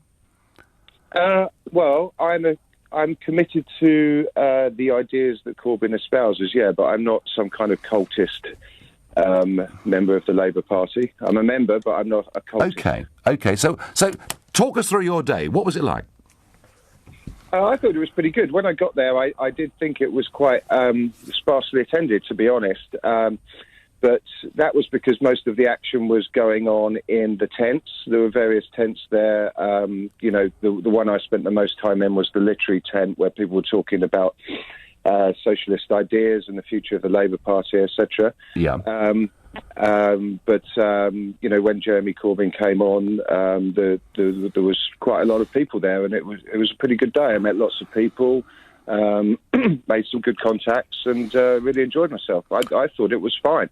And what did Jeremy's speech? What was the one? What was the big sell from Jeremy Corbyn's speech? Well, to be honest, I thought the speech was a little bit of a letdown, only because it was a bit of a reiteration of his manifesto commitments. So it was everything that I kind of understood and agreed with anyway. But it was typical Corbyn. It was very passionate, lots of cheering, and I think pretty much everyone there agreed with what he said. But he didn't really say anything new. I'm looking for some kind of new, more radical ideas from the Labour Party, and I hope that happens in conference later this year. Now, Charlie, they've dropped £1 million on this, and the reason they've done it is because they have actually made it a cult around Jeremy Corbyn. You yourself are not fully subscribed to that. But where does Labour go now, Charlie? I mean, you're 7 points behind against a split Conservative Party. Yeah, that's not good. Can I just ask you to get your fact checkers on this £1 million figure, because I'm not convinced that that's necessarily true. Well, I got it from I got that figure from Paul Richards, who's part of Progress and a big Labour supporter. So I'm using him as a source. Nigel, that is Progress after all, and we know what Progress thinks about Jeremy Corbyn. My understanding. Well, they're New Labour, aren't they? Figure, my understanding is the £1 million figure is the insurance cost. The amount that's underwritten. So please do double check. Well, I tell you what, Charlie. I tell you what we'll do. Tell you what we'll do. We will try and double-check that. But I'm going to get back to this central question. Now, there you are. Yeah. You're an active Labour supporter. You want a Labour government. I mean, the goal, and hey, we got, World Cup football, so we're all talking about goals at the moment, and wasn't that amazing? Iceland drawing with Argentina, fantastic. But Charlie, small sovereign state, I could go on. But Charlie, literally, the Tories hate each other. They're in terrible trouble. Brexit's in crisis, and you're 7 points behind. What's got to happen? Well, that's in the worst opinion poll. I mean, there was an opinion poll I saw this week, and I think Labour were 2 points behind. I think on average we're a bit further behind. But look at how it was before the last election, Nigel. Labour were something like 20 points behind. As soon as an election is called, you'll see much more balance from the media. And Corbyn and the members of the Labour Party will get a fairer crack of the whip in the media. I do think the biggest issue, as you'll probably agree with me on this, is relating to Brexit. Yeah. I suspect that at conference this year it will be debated because it wasn't debated last year. And I have a feeling that Labour are going to come out more strongly in favour of Remain, and that will shake up the political landscape. But who knows? Charlie, we need to be more radical. That's my... People are saying that, a lot of that crowd yesterday were wearing anti-Brexit stickers and badges, and some quite abusive ones. Charlie, let me put this to you. If you get your way, and if the Labour Party under Corbyn becomes one that says we're going to stay part of a single market and part of the customs union and keep open borders, you have just lost millions of votes in the Midlands, the North and South Wales. That might be right, but I think Labour would get a lot of votes from Remain supporting Tories. Who knows, Nigel? Do you really think? Do you really think, Charlie, that many Remain supporting Tories would vote Labour when you've got a Marxist as Shadow Chancellor? I do, and we'd also. I mean, if you look at what happened in Lewisham, and look at how many people went from Labour and the Tories to the Lib Dems. So those type of voters, I think, would go to Labour rather than go to the Tories on a hard Brexit. But, I mean, this is all conjecture at the moment because no one knows what's going to happen with Brexit. No one knows what's going to be negotiated. So we're sort of talking, hypotheticals right now. For me, the most important thing in terms of Labour is getting a fair crack in the media, and I just think that will happen when an election is called. OK. No, Charlie, listen, thank you for your testimony of being there yesterday, and that was really, really a very interesting call. Thank you. And Charlie, I think, does represent a lot of the newish Labour activists. They are very, very pro-Remain, which is fine, but it does not fit at all with old Labour out in the heartlands and leaves them incredibly vulnerable. Goodness me, Brexit has a pretty devastating effect, doesn't it, on both of our so-called mainstream political parties. Steve from Aylesbury says, Nigel, people keep going on about the "Oh, Jeremy Corbyn" chant at Glastonbury, but how many of them were under the influence of drugs, which may explain it? Steve, that's a dreadful thing to say. You're talking about illegal substances. In fact, we may talk a bit more about cannabis and its medical use in a moment. But for now, you're listening to the Sunday edition of the NIgel Farage Show, exclusive in LBC, and it's now 11:30, and time for the news with Philip Chrysikos. Theresa May has told LBC NHS England will receive £384 million a week, partly paid for by money the UK will save when it leaves the European Union. In response, Chris Hobson, who's chief executive of NHS providers, has told LBC he welcomes the Prime Minister's promised clear commitment for the NHS. Children and pregnant women are among those being seen by crisis workers in Spain after docking in Valencia this morning. They're among 630 migrants who were stranded at sea after Italy and Malta refused them entry. Fire crews are using thermal imaging cameras to identify any remaining hotspots as they dampen down the fire that gutted Glasgow's world-renowned School of Art. About 50 firefighters remain at the scene following the fire in the Macintosh building on Friday night. LBC weather: cloudy with showers in the east, cloudy with patchy rain in the west, a high of 18 degrees. LBC Travel, there are closures around Clapham Common for the London to Brighton cycle ride today. That's including Burntwood Lane and Nightingale Lane. It's causing some delays in the area. It's busy on Clapham Common South and also on the A24 through Balham area. There are also extensive closures in the city until 6 o'clock tonight for the city run today, including Cannon Street, St Paul's Churchyard and also Cheapside. And Wilbury Way in Wood Green is blocked in both directions near the A10 because of an accident. On the train, South Eastern are suspended between Victoria and Lewisham and also between Victoria and Bromley south. That's because of an obstruction on the line. LBC Travel, I'm Emily Rose. This is LBC. Did you know you can get real-time updates to find out when your bus is due? There are loads of mobile apps available, powered by TfL data, or you can visit our website, all of which make it easier than ever to plan your journey. Running for the bus may soon be a thing of the past. Search TfL improvements. To the Mayor of London and TfL, every journey matters. How do you think England are going to do this summer, Bob? I don't know, John, but I've got a good feeling about Iceland. They're demonstrating an impressive 3-2-1 formation. That's right. 3 Restaurante pizzas, 2 garlic breads, and a 1.5-liter bottle of Pepsi Max. All for only £5. With a lineup like that, there's no way you can lose. Fill your freezer and win at summer with Iceland. Subject to availability. See in store for details. Your future is here. The Global Academy, a forward-thinking state school for 14 to 19-year-olds interested in a media career. Visit globalacademy.com to find out more. Right now, you can drive off with Aviva car insurance rated 5-star by de facto from just £176 a year. And should you need us, our claims line is open 24/7. Get a quote today, direct from aviva.co.uk. 10% of customers paid £176 or less for our standard cover. November 2017 to January 2018. Priced individually. Connor, that was quite a shift. Yeah, you know, credit to the team.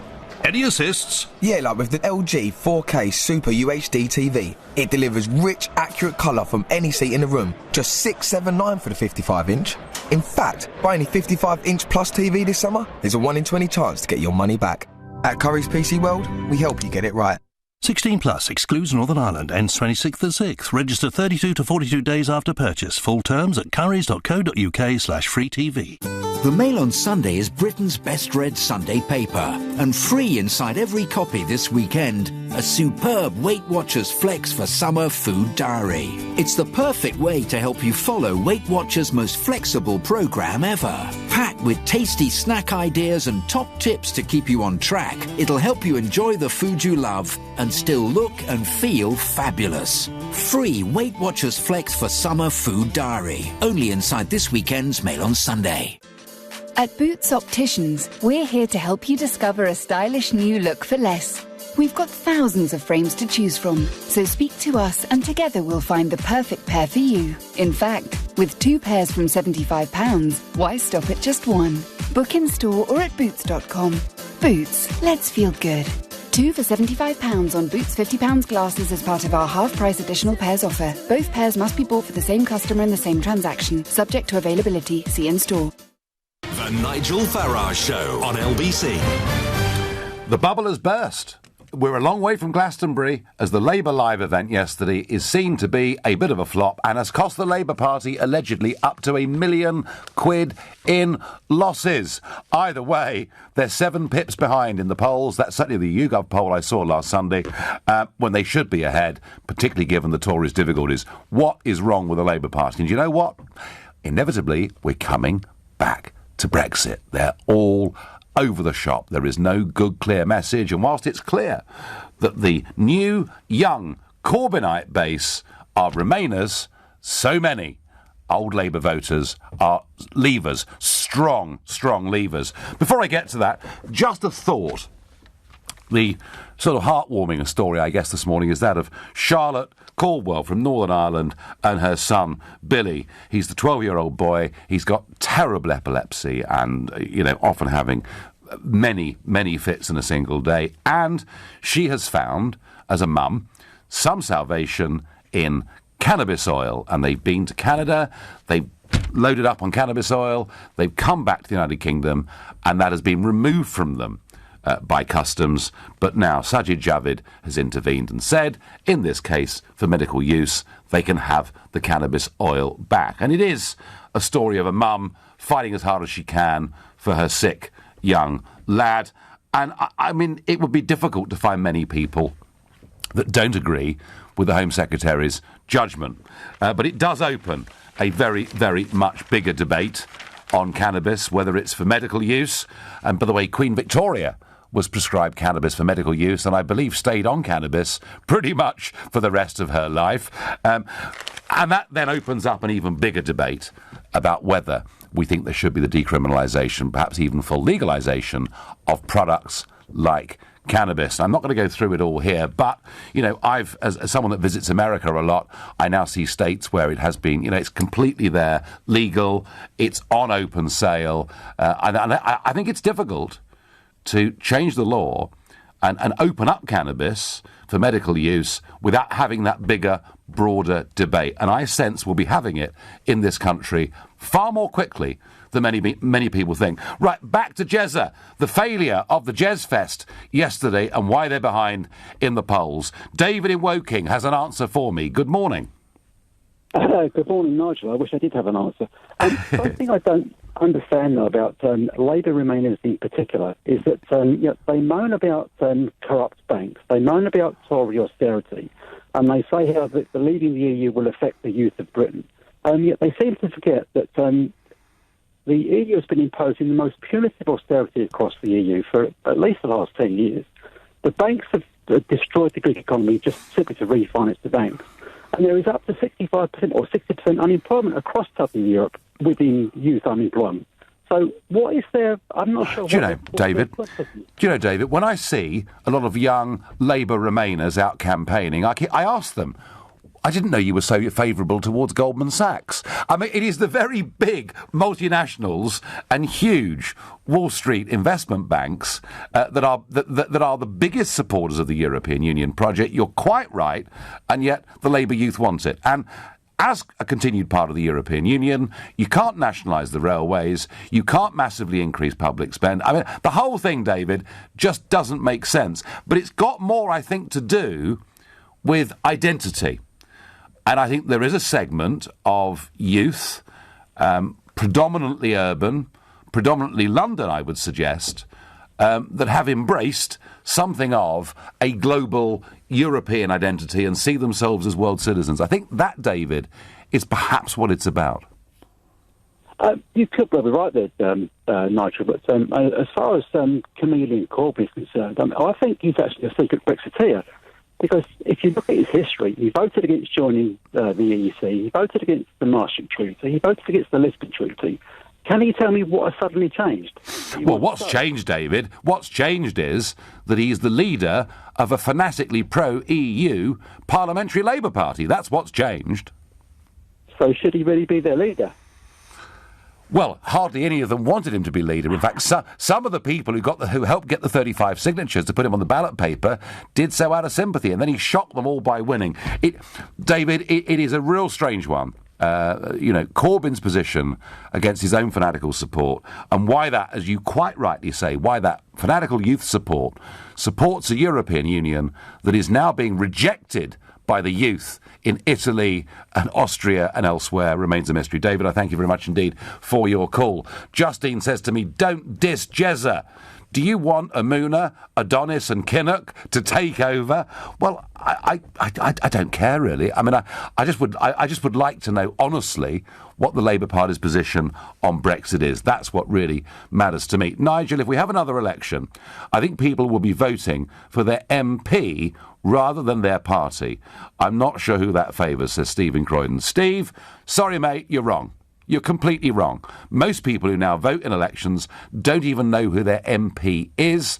They're voting because they like Theresa May, or they don't like Theresa May. Our system has become ever more presidential, and those MPs who say, oh, I've been elected 5 times in my constituency. Well, the truth is, if it's a safe Labour seat or a safe Tory seat, a pig's bladder on a stick could get elected in those constituencies. That, I'm afraid, is what we have with first-past-the-post tribal politics. And I was interested today to see Frank Field, an article in the Sunday Telegraph, saying what I've been saying for a long time: abolish the House of Lords, have an elected Senate, but Frank, we need electoral reform in the House of Commons too. We really, really do. If May cause an election, I hope it's when the students are on holiday. Well, Canterbury, of course, was the classic example of that. Canterbury going Labour because of that student vote. I'm not bothered about where the students are when the next election comes. What I am bothered about is that they don't vote twice. because they were actually, many of them, openly boasting they'd voted at their parents' residential address and they'd voted while they were at university, and that does need to be sorted out. Labour's problem is not with Brexit, it's with Corbyn. Centre Remainers like me want to vote for a pro-EU party but will not vote Labour. So it seems whichever way you turn on this, Corbyn has got massive, massive problems over the European question. He's 7 points behind in the polls. Why are Labour in so much trouble? Nobody, so far, has mentioned the anti-Semitism row. Nobody has mentioned, the fact that actually, perhaps, those continued allegations about extremists within the Labour Party and a blind eye being turned, maybe that is putting off Middle England. Maybe I've got that completely wrong. We're heading towards the middle of England. Stoke-on-Trent's pretty much there, and Ray's on the line. Good morning. Morning, Nigel. So, what needs to happen? Why are they in so much trouble? Well, they've lost the connection with the working classes. Quite obviously, you've been up here in the Midlands, you've seen it. Yes. The things that are being affected with always being suppressed and lack of housing and everything, and it affects the working class the most. And if you want to speak to Labour about it, you're some kind of racist. You can't have a grown-up debate. So, Ray, is there any... do you see, and you are right, there has been increasingly a disconnect between what we call the white working class, they're not all white, by the way, but the white working class and the North London Labour hierarchy. Is anything going to close that gap? I can't see it happening because they'll say one thing and do another. I remember reading an article from years ago, and I can't for the life of me find it. It was on the internet, and it was Labour peers saying that they found the working classes predominantly non-progressive and predominantly racist. And I thought to myself, you know what? That's quite telling these days when you see what's going on in our community and you see. Yeah. Well, look at the shadow Foreign Secretary Emily Thornberry, who, when she was in Rochester, do you remember there was a white van? Nigel, I'm sat in my white van now with an England flag right next to it. Ray, was it you parked in Rochester that day? No, but she'd hate me if she walked past. She'd hate you. And how are England going to do tomorrow, Ray? We're going to win. We're going to win. What score? 3-1. Tunisia aren't a bad side, you know, Ray. Well, I think the World Cup's quite close at the moment. There's no teams smashing it, are they? So I think we're in with a chance. I think we'll go to the semis. I bet you celebrate St George's Day as well, Ray, don't you? Of course. So do I. Good man. Thank you very much indeed. Well, Ray there. And, actually, he's in a white van, he's got the cross of St George on it, and somehow this North London Labour Party is not appealing to Ray from Stoke-on-Trent, and there are millions like Ray out there. We thought, didn't we, for the last 6 months, it was the Tory party that had real problems. I suspect Labour's problems are just as big. You're listening to the Sunday edition of the NIgel Farage Show, exclusively on LBC, and it's now 11:45. This is LBC. Word in the woods is that 3 little pigs are looking to sell their homes quick. They seem to be in a spot of bother with the big bad wolf called Rick. Come out, little piggies! So they spoke to the friendly team at Property Rescue, who can offer a guaranteed sale in as little as 48 hours at a fair price and a cash advance if you need one. Fast forward to living happily ever after. Visit propertyrescue.co.uk. Property Rescue. Fast forward to sold. Oh, there's a great deal on ripen at home avocados. Sure, they'll be as hard as rock for the first 18 days, 3 hours and 20 minutes. Then they'll be ready to eat. For about 10 minutes, then they'll go off. For a better deal, head to Costa Coffee and grab a delicious piping hot bacon roll or egg muffin for just £2 when you buy any Medio or Massimo hot drink or flat white before 11 a.m. The Coffee Plus menu from Costa Coffee. Visit costa.co.uk for full terms and participating stores. The last thing you need in London is more stuff. The London Storage Vaults are in an underground vault near Oxford Circus. It's self-storage that's convenient, climate-controlled and completely safe. Ideal for everything from sports equipment, stock, furniture or artwork, with free collection from Zones 1 and 2. There's 24/7 access and prices start from just £10 a week. London Storage Vaults, the future of self-storage. Visit londonstoragevaults.com. Terms and conditions apply. Right now, you can drive off with Aviva car insurance rated 5-star by de facto from just £176 a year. And should you need us, our claims line is open 24/7. Get a quote today direct from aviva.co.uk. 10% of customers paid £176 or less for our standard cover. November 2017 to January 2018. Priced individually. Hello, sir. So you're interested in our Vivaro van with up to 4 years warranty? Exactly. Plus up to 4 years servicing? Right again. And 4 years 0% APR finance with Vauxhall Help to Buy. Really? Search Vauxhall Vivaro. Vauxhall. British brand since 1903. Conditional sale. 4 years 0% APR. Minimum 18% deposit plus VAT at 20% on total price. Financed by Vauxhall Finance, subject to status. 18 plus. Business users only. T's and C's, mileage limitations and exclusions apply. Coming up at 12 on LBC, Majid Noir's. The NHS will receive an extra $384 million a week, partly from a Brexit dividend. What in heaven's name is that? Majid Noir's on LBC. Well, the Jazz Fest, as some call it, the Labour Live concert, as it's more correctly named, yesterday wasn't quite like Glastonbury. In fact, not enough people turned up. They were giving tickets away for free at the end, and the Labour Party have taken a great big financial hit on this. It could be as much as £1 million.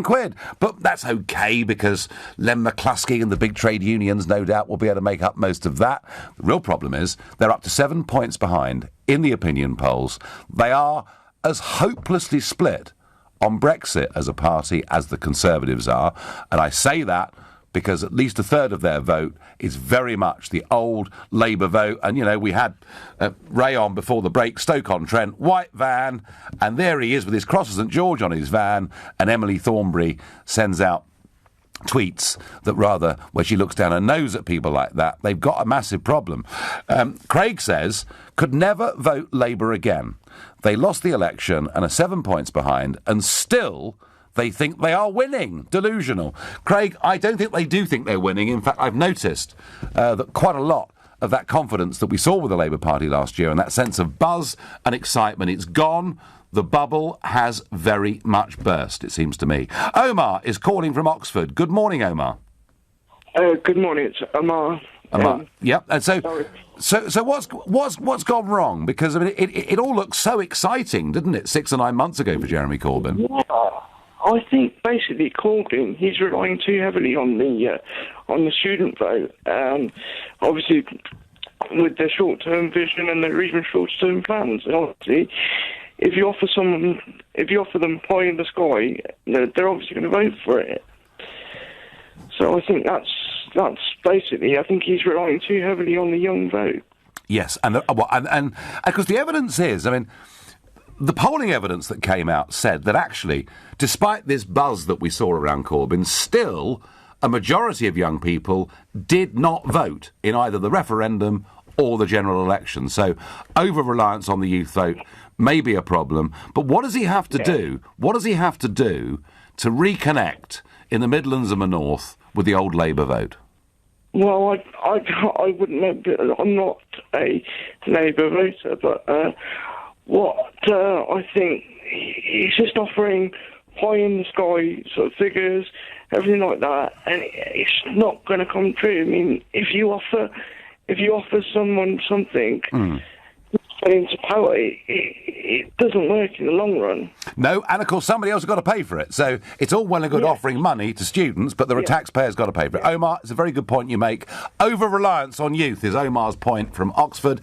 Difficult, I think, to disagree with that as a point. OK, 2 things about Saturday. Firstly, the tickets were too expensive originally. I wanted to go, but I couldn't afford it. Secondly, it was too local. Should have been a bit more centralised. Well, that means the location was tough to get to. So maybe somewhere in the middle of Birmingham might have been a better place to do it, I don't know. Or maybe somewhere more centrally in London would have been a better place to go for it. Jezza wants to run with the hare and chase with the hounds when it comes to Brexit, and Labour are losing Brexit voters and Remainers because of this. Mark says that to me on Twitter. And Mark, you may be right. You know, maybe this indecision means they're actually not appealing to people from either side of that great political divide, which, hey, makes life pretty difficult. James is calling from Haringey. Good morning, James. Good morning, Nigel. Good to talk to you. Good to talk to you. So they've got a few problems, haven't they? Quite a few, I would say. And yesterday, David Lammy and a Labour Party staff member kind of exemplified perfectly what free speech would look like under a Corbyn government. You've probably seen the footage. A Sun reporter asked him if the low turnout might be attributable to the anti-Semitism problem. I tell you what, James. Should we just listen to a little bit of David Lammy and a Sun reporter? Do you think, in part, the slow ticket sales could be due to the problem with anti-Semitism in the Labour Party?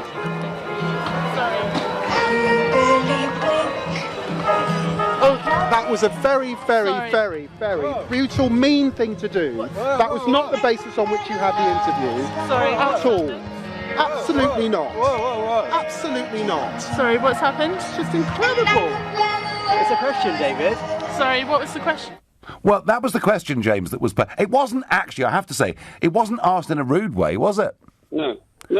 But, of course, awkward questions cannot be allowed under Corbynism. It was a perfectly legitimate question. All he had to say was, he could have said, no, it's got nothing to do with that, or no, we're taking action. But instead, he grabbed the mic and said that was a very mean, brutal thing to do. And the aide came up, and then the rest of the video clip, it shows her trying to cover the lens.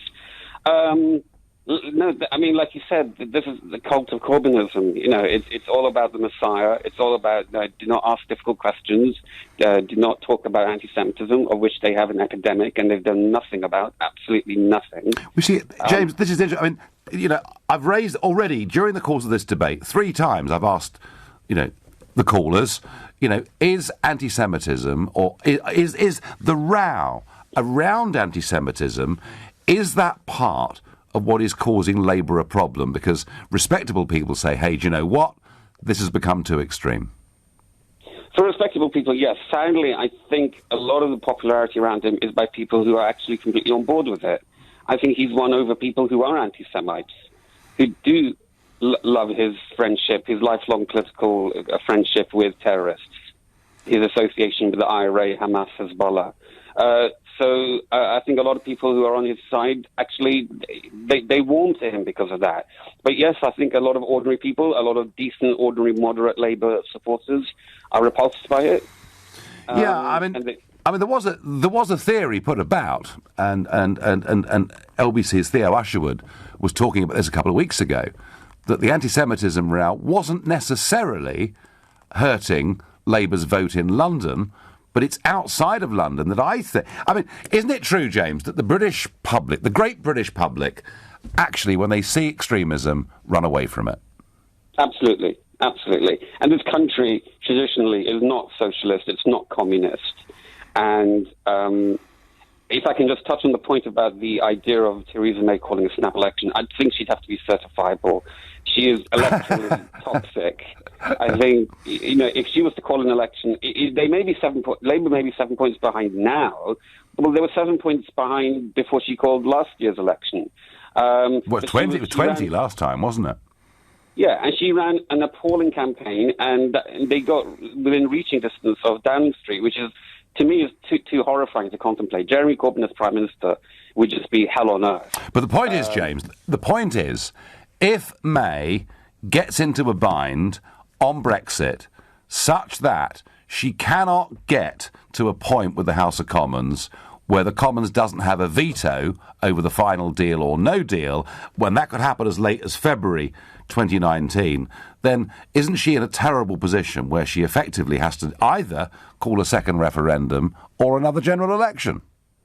No, I think she needs to show leadership, which I think is tough for her because she's so incompetent. But I don't think... Well, we certainly don't need a second referendum. I know the likes of Gina Miller would love one. We don't need an election either because I think that's too terrifying to put a prospect of Jeremy Corbyn winning. It may not look like it right now, but you never know. I think she should just try and show some leadership and carry through the wishes of the people. Well, yeah, OK. Is she capable of leadership, James? No. Sadly not. But we are where we are. What choice do we have? I mean, eventually, obviously, she'll have to be replaced as leader because she's terrible. But until then, what can we do? I mean, and Labour itself, as you've said, have got their problems. Corbyn the party and Corbyn have got like 6 positions. James, there are not many Labour Eurosceptics in the House of Commons. We can kind of name them, can't we? It's Kate Hoey, it's Frank Field, it's John Mann, it's Graham Stringer, it's Kelvin Hopkins, and after that I'm struggling. And of course Corbyn himself, and McDonnell, really, himself. But their problem with the European issue, it's not the parliamentary party, it's not the membership, it's the voters. It's at least a third of the voters who feel very, very strongly, and particularly, James, about open-door immigration. And I think they've got a real problem for the future. Thank you, James, for your call. I've got time for one last quick phone call. James in Barnes is calling. Good morning. Good morning, Nigel. I just wanted to say very briefly, as a Jew who is a secular Jew, Labour supporting, Guardian reading, yes, I would never vote for Jeremy Corbyn, and I'm a secular Jew, if he was the last man standing, sir.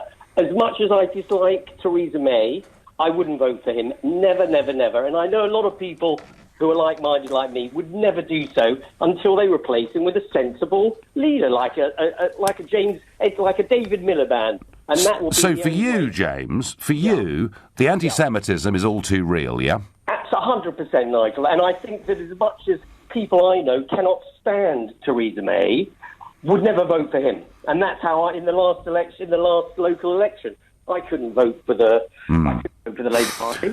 James, I have to say, I think this anti-Semitism row has done Labour more harm than they realise. They may not be feeling it in London, but out there in the country, I think it is doing them harm. The British people do not like anything that is tinged with extremism. James, I thank you for your call. Well, there we are. A Labour-supporting secular Jew who is not going to vote Labour. All the while Jeremy Corbyn is around. And I don't think this just applies to Jewish people. It goes far more broadly than that. So we've been talking about the Jez Fest. And my final message on this is, Nigel, Jez Fest. In case you forgot, the World Cup was on yesterday. Well, if that's an excuse for them not selling more tickets and for more beer, England weren't even playing. But they are tomorrow. We've all got our fingers crossed. We'll need more than that, probably. You've been listening to the NIgel Farage Show here on LBC. I'm back tomorrow evening at 7. At 3 this afternoon, it's Andrew Castle. But up next, it's Majid Nawaz. Thank you, Nigel. Coming up, children hooked on video games will be able to seek NHS treatment after gaming is to be classified as a medical disorder by the World Health Organisation. Is gaming addiction a thing? Before that, one of the first firefighters to enter Grenfell Tower on the night of the blaze says he's disgusted by suggestions from a lawyer that institutional racism may have played a part in the rescue